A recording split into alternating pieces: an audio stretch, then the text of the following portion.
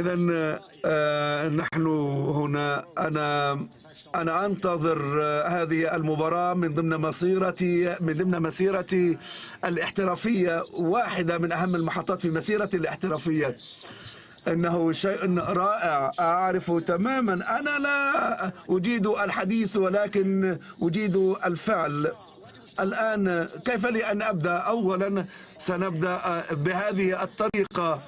أولا أريد أن أقول: انظروا إلى الأفضل أمامكم الآن، ملك الغجر. وأقول لكم، وأتوجه بالشكر إلى صاحب المعالي تركي المستشار تركي آل الشيخ على تنظيم هذا الأمر، والدكتور ركان أيضا، وشكر، وأيضا السيد بن سمران،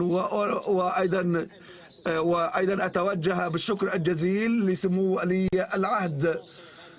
حدث ضخم سيجمعني مع أنغانو UFC. الجميع هنا، الجميع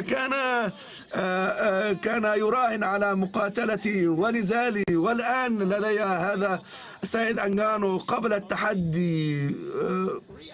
موسم الرياض، ننتظر موسم الرياض، سنعود.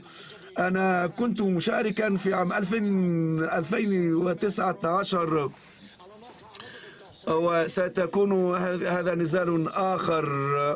لذلك كما تعلمون جيدا، هذه فعالية متفردة بالنسبة لي في عالم